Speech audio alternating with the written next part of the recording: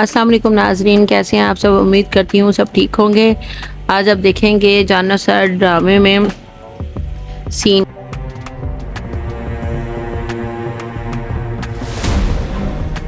जी साईं, उनकी हालत बहुत खराब लग रही है। तुम कहाँ थे? साईं, मैं खाना बना रही थी। दिन भर आपका इंतजार करती रही, फिर गुस्से में आ गई और अब साईं मेहरबानी आप जल्दी आ जाएं। पर हूँ मैं एम्बुलेंस को कॉल करो। ठीक है साईं।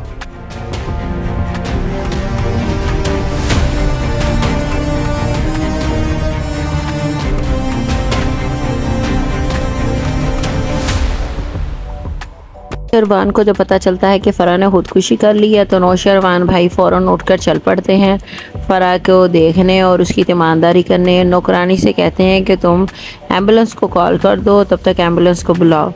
नौशरवान जब जाने लगता है तो देखता है कि दुआ उससे रास्ते में मिलती है। दुआ कहती है कि आप कहाँ जा रहे हैं। नौशरवान कहता है इस वक्त मेरे पास तुमसे भी इम्पोर्टेंट और काम है, जाओ रास्ता छोड़ दो मेरा। दुआ बहुत परेशान होती है। नौशरवान की बददिली दिन ब दिन बढ़ती जा रही है। नौशरवान मेरे साथ बुरा बिहेव कर रहे हैं, दिन ब दिन उनकी मोहब्बत में कमी आती जा रही है। मतलब कि नौशरवान को मुझसे मोहब्बत नहीं रही। और दूसरी तरफ देखेंगे फ़िज़ा जो कि बहुत परेशान होती है। वो अपनी नंद को समझाने की कोशिश करती है, लेकिन नंद कहती है कि भाभी मैं आप जैसी ज़िंदगी नहीं गुजार सकती। मैं देखती हूँ मेरा भाई कैसे आपको लान तान करता है, डांटता है बिला वजह, जिसमें कसूर भी नहीं होता, फिर भी बेकसूर आपको हाथ भी उठाते हैं, आपको मारते भी हैं। मैं आप जैसी ज़िंदगी नहीं चाहती। भाभी प्लीज़ मुझे अपने जैसी ज़िंदगी मत दें, मेरी मदद करें। मैं अच्छी ज़िंदगी जीना चाहती हूँ। जिसके ऊपर फ़िज़ा बहुत रोती है, अपनी ज़िंदगी के महरूमियों को देखकर बहुत रोती है और कहती है कि देखें आप भाभी, आप खुद इंसाफ करें। क्या ऐसी ज़िंदगी भी कोई ज़िंदगी होती है जैसी भैया आपके साथ बिहेव करते हैं? क्या आप चाहती हैं कि कल मेरे साथ भी ऐसा हो? सब नहीं ना।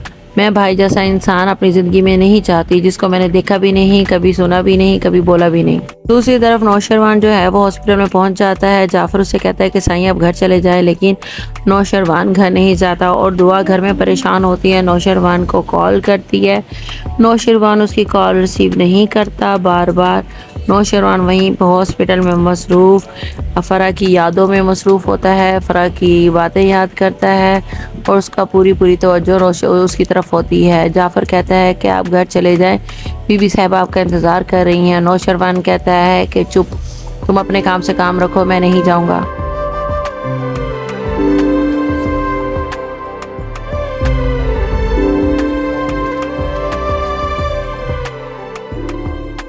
आपने कहा था कि आप फ़राह से कोई वास्ता नहीं रखेंगे,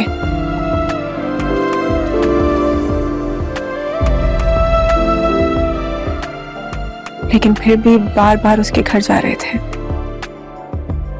मुझे लगा कि मैं आज भी उससे मोहब्बत करता हूँ। दुआ की इसी बात को नौशरवान सोच रहा होता है कि उसने मुझसे कहा था कि मैं अब उससे कोई ताल्लुक़ नहीं रखूँगा फ़राह से, लेकिन मैं फ़राह को तनहा नहीं छोड़ सकता। मैं कैसे छोड़ दूँ उसको? वो मेरी पहली मोहब्बत थी। जो भी हो, मैं उसको इस तरीके से मरता तो नहीं देख सकता। दुआ कहती है कि फिर आप मुझे क्यों मार रहे हैं? एक तरफ कशमाला है, एक तरफ मैं हूँ, एक तरफ फ़राह है। अगर आपको फ़राह इतनी ही प्यारी है तो मुझे क्यों सज़ा दे रहे हैं? मैं वैसे भी तो आपके बगैर तन्हा ही रह रही हूँ। आप जब चाहता है आपका दिल उठ, सुबह हो, दोपहर हो, शाम हो, वक्त नहीं देखते और उठकर चले जाते हैं। ये कोई तरीका तो नहीं है, ये कोई असूल तो नहीं है। हम मियाँ बीवी हैं, पहली आप पर पहला हक मेरा है, ना कि किसी और का। नौशरवान कहता है बस मैं नौशरवान हूँ, मैं जो चाहूँ करूँ, तुम कौन होती हो मुझे रोकने वाली? और दूसरी तरफ फ़राह नौशरवान को कहती है कि तुम मेरे पास रहो आज रात, मैं तुम्हारे बगैर कैसे रहूँगी?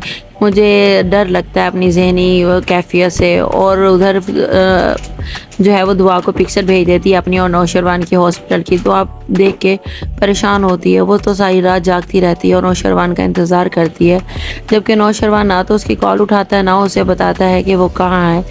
दुआ कहती है कि ऐसे रिश्ते का क्या फ़ायदा है? कोई फ़ायदा नहीं है। इसी दिन से मैं डरती थी, क्या फ़ायदा मेरे इन फ़ैसलों का जो मैंने मोहब्बत पे एतबार किया। जब एतबार किया मोहब्बत में, मुझे धोखा ही मिला है।